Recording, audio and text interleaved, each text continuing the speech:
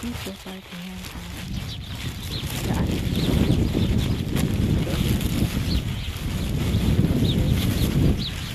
Punta ako doon. Kumuha ako ng ulan. Kasi ako pa ang gising. Tulog pa sila lahat. Ako kailangan akong gumising na maaga kasi ako gising ako. Kaya punta ako dito sa bahay.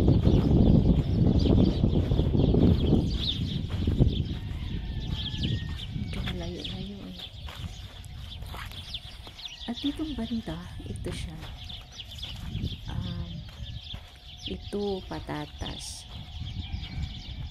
Pero maliit pa, hindi pa ito ma-harvest, siguro mga March sa pag ng Ramadan. Ito na ma-harvest na itong patatas. At dito na banda yung gulay. At ito hindi ko alam kung anong pangalan ito sa Pilipinas, pero dito sabi ng mga kasama ko, kulitis daw yun. Kulitis, hindi ko alam. Ito ginugulay ito, pero doon sa amin sa Mindanao, sa Davao, hindi ko alam yun. At dito naman banda, dito ako magkuha ng gulay. Ito siya, ito kilala ito sa lahat ng taga Middle East. Ito siya, girgir. Ito, kinakain to ng mga Arabo. Medyo pait-pait siya, pero masarap pag sanay ka na. Ito din ang parsley, paktonis. Ito naman ang spence sa Arabic, dill naman. Ito English, dill. At ito naman ang coriander, kisbara. Alam ito sa mga nasa Middle East. At ito naman yung samandar, beetroot. Yung pula ang kulay, parang singkamas. At dito naman ang carrots. Carrots to, liliit pa. At ito naman ang broccoli. Daming broccoli, daming bunga. Yan ang lalaki pa naman. Yan. So, ang dami, malapad.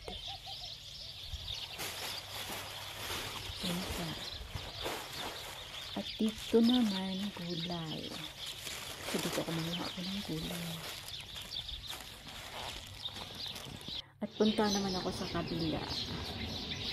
Pero dito ako sa sa may, ito ang palaruan, ang bakod, palaruan ng mga bata. Pero ito siya. May mga bike pa, hindi pa nangyari. Kasi may mga bata ito maglalaro.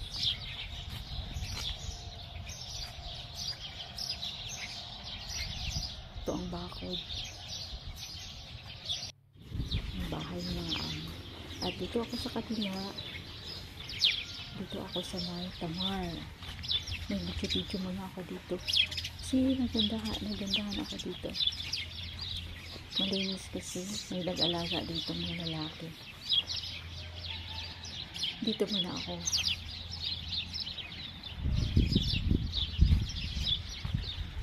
Siya kasi may bulaklak dito. Kaya dito muna ako mag-video.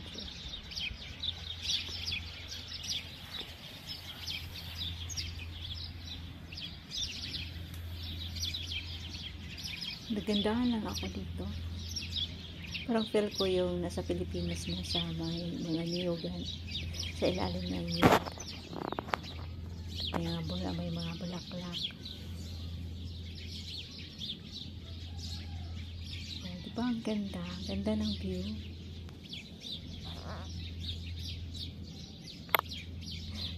Parang may maliit na sapa. Nagandahan kasi ako dito.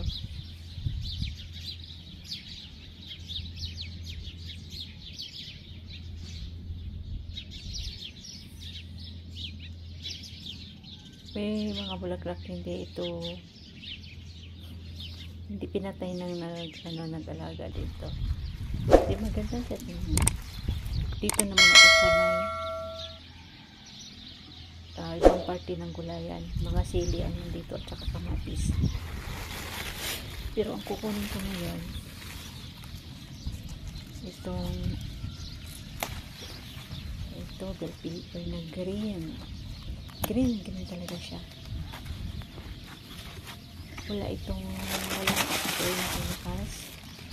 Ano lang nilagay, abono lang, parang abono lang na organic. Pag ang mga tao dito maglagay sila ng abono, Diyos ko, diba ang amoy niya mabaho, kasi parang dumi ng mga hayop nilagay na fertilizer o ano po yun, basta diba ang amoy,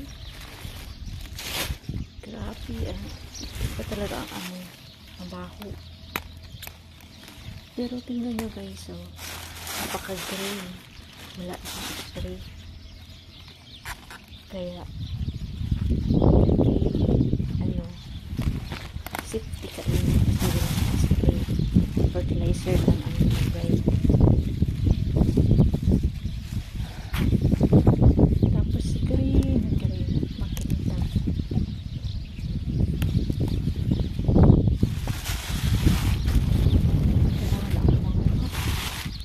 Ito ang sili, ang tataba, napaka-green, ang lalaki.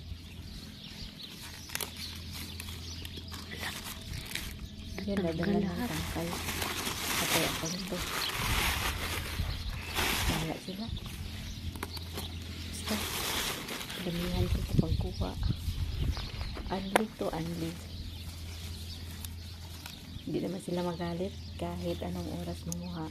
Kasi, alam naman nila na ginagamit ito sa kusina. Tagaluto kasi ako, kaya ito. Kahit anong oras ako manguha dito, walang problema.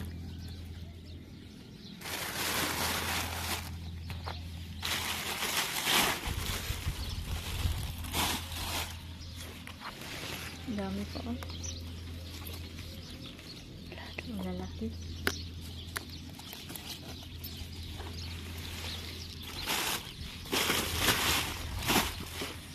Gamit kasi namin dito. Ang sarap mamitas. 8 kami inay nakatulong. Pero ako lang taga-luto. May tumulong naman sa akin, pero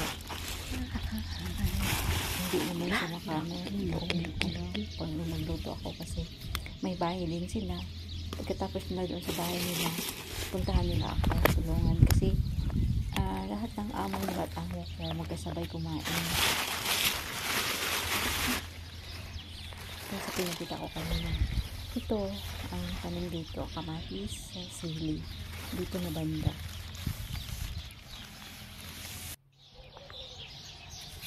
At ito naman ang routine ko. Itong bahay ng luma ng amo ko, lalaki. Dati. Pero ngayon, binigay niya sa anak niya na babae. Kasi kapag taglamig dito talaga kami lahat. At yung bago, itong sa harap, bago. Ito ang bahay ng amo ko talaga. Kasi yung amo ko babae, pangalawang asawa ng amo ko lalaki. Kaya ito bago, ito na ang bahay nila. Yung nasa unahan na dalawa, yung bahay sa mga anak na amo kong lalaki, panganay tsaka bunso. At dito naman sa harap, ito ang tambayan nila. Ito ang routine ko sa umaga, maglinis. Dito sila magtambay. Kapag uminom sila ng gawa chai, dito sila lahat. Umaga at saka hapon. At dito naman sa loob, dito sila sa loob kakain. Malaki naman to, bago pa to pinagawa. Dito sila kakain lahat. Dati lang ang kima, tent, pero ngayon pinagawa na. Ito na, malaki na siya. May nilagay na upuan. Dito sila kakain. At ito, linisid ko pa to. Ayan siya. Dito sila kakain lahat.